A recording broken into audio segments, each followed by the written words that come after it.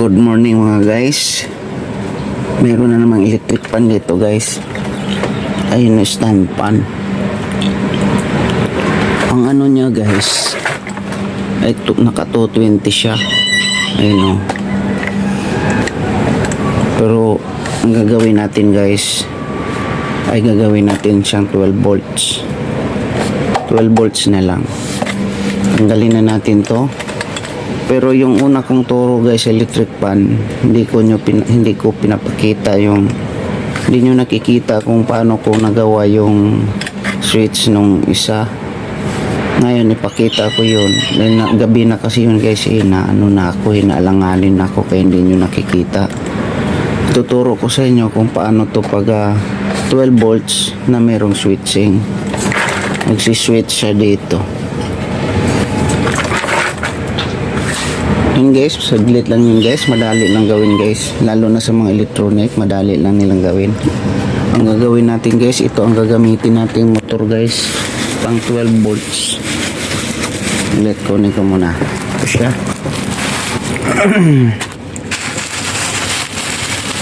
12 volts lang, katulad ng dati guys, yung una kong video na 12 volts lang din, kaso lang hindi nyo nakita kung paano ko ginawaan ko ng supply sa kanya. Magiging ito na siya, 12 volts lang, pero napakalakas niya guys. Ayun siya, yan ang kailangan natin. Tapos ito guys, supply, kaso lang 19 volts to pang to siya, computer TV na Sony, 19 volts. Pero pwede naman to guys kasi maganda yung amperahe niya. Ito may nabili ako guys, ito 5 amperes daw, pero hindi to 5 amperes guys, nadaya ako dito. Ang 5 amperes talaga ay ito, may bibigat ito siya. Yan, ang tunay na 5 amperes to siya ito 5 amperes to, mabigat pero 15 volts to. Maganda siguro yun na lang gagamitin natin. Ito, pasok natin to dito sa loob. Yan, kung kasya siya, and then susupply natin ito. Yan ang gagawin natin, supply, para hindi siya magiging battery kasi to guys na 6 amperes to 8 amperes, kaya nga napakalakas niya. So hindi na lang siguro to natin gamitin kasi 19 volts ito ito 15, pwede na tong 15 para magano. At ang gagamitin natin guys na switching, ito na siya guys, yan, para magkakaroon tayo ng switch. Yung hindi ko pinakita nung una kasi nga hindi naman talaga yun ang niya, supply na ibinibigay ko, kasi nga pansamantala lang yun kasi ginabi ako pero ito ipapakita ko sa inyo kung paano natin gagawin tong mga to. Medyo marami-rami din gamit guys to, pero makakatipid ka sa kuryente dahil dito liit lang motor, pero pag humatak ang lakas. Yun siya. Ayan, tatlo. Tigpit ko muna yung kalat ko.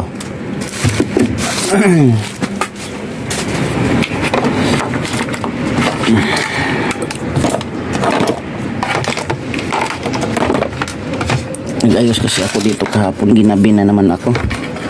Kaya naiwanan ko tong dumi yung mesa ko. Ito guys, ang gamit natin sa 12 volt, kaya itong switch niya. Yun, mura man lang to guys.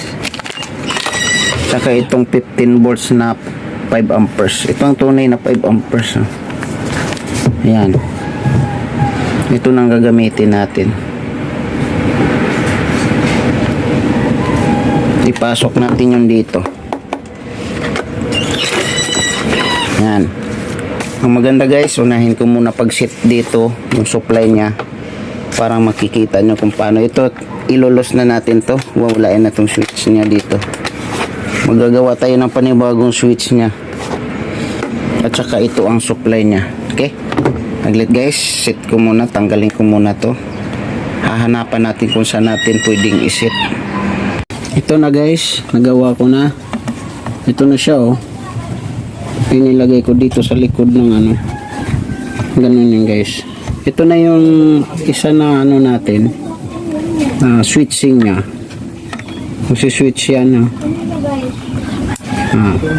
Mayroong switch off. Switch in. Ito na siya. Kabit na. Kabit to sa 12 volts guys. Galing doon sa ano. Dito. 15 volts to eh. 15 volts. Switch siya dito sa ano. Yan. Yun siya. Nilagay ko lang dito sa likod ng stand pan. Stand pan to eh. At saka itong machine niya guys, ito na siya. Yan. Oh. Kailangan igit na mo lang to siya maigit. Pati din doon. Para makaikot siya ng maayos. Yan. Tapos guys, pag ang ano nyo, masyadong dikit naman dito, dito siya. Pag dikit yun doon, hindi siya makakapit tong gear niya. Ito. Mahirap siyang kumapit doon pag ayan o. Pag ito ay na kinulang siya ng gear dito. Kaya ang gagawin mo pag ganyan kulang, lagyan mo na lang siya ng ano dito guys. Ito o. Ayan nilagay ko o. Parang nut. Lagyan mo siya ng nut 3. Yan. Parang umangat siya. Pag umangat siya, tatama siya sa gear niya. Para makaikot din siya.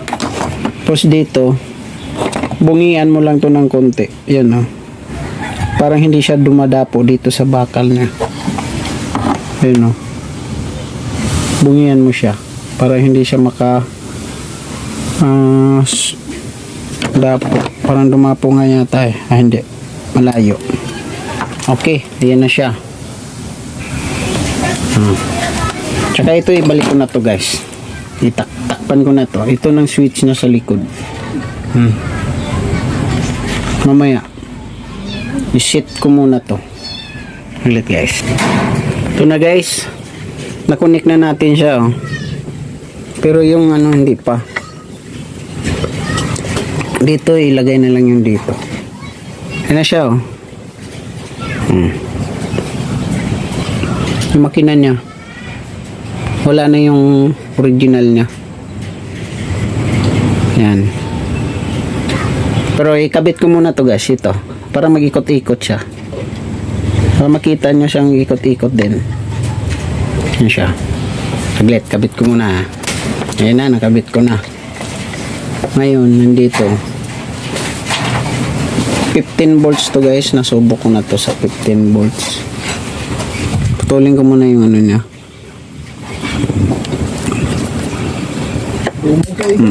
Yan na. Okay. Switch natin guys. Ito na switch na.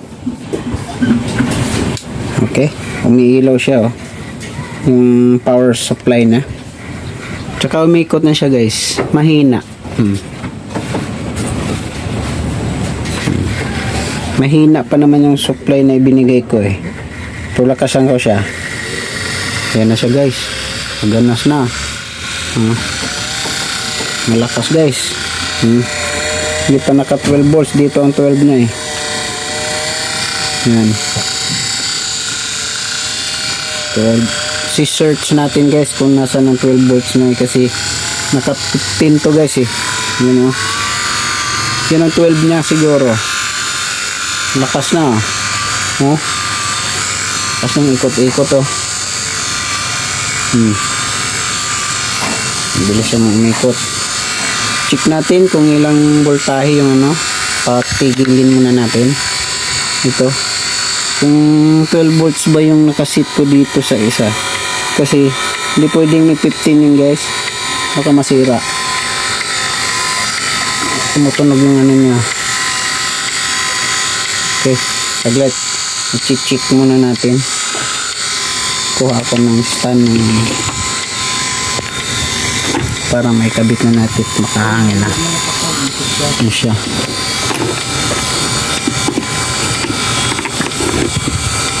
Yan guys. Yan ako muna. Nasaan na ba yung banda? Yan.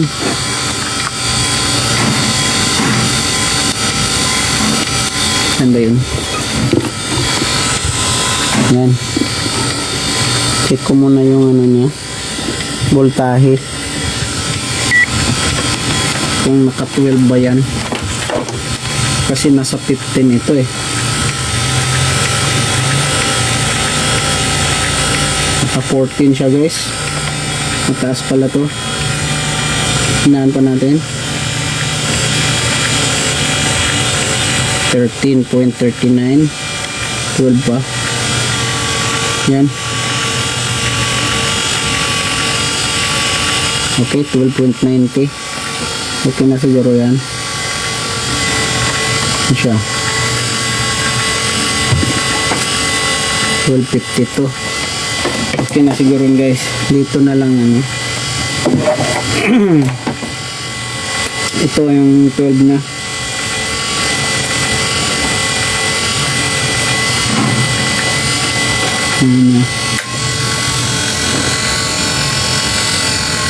Ang lakas ng 12 niya guys oh.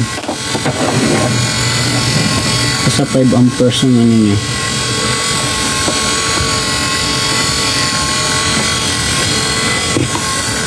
Yan. Yan ang 12 niya. To 14 to 15. Pag 14 natin lakas niya. Makahirap na yung makina sa 15 kasi 12 DC lang ano niya. Saglit guys. Guys, ayan na guys, natapos na. Yan, lakas. Naka 6 volt lang siya guys. Lagay natin sa 12 volts. Yan ang 12 volts na guys. Yun. Yan, lakas na guys oh. Yan na so. Talo pa yung 220 volts. Ikot-ikot din siya. Pwede natin i-14 to guys kasi mababa yung amperahe niya eh. Ayan. Ayan siya. Ang lakasan na natin i-15. Yan na siya. Yan ang 12 na guys. Mababa yung amperahe niya. Dapat nasa 8 amperes, 6 amperes to 8 amperes. Pero okay na rin siya.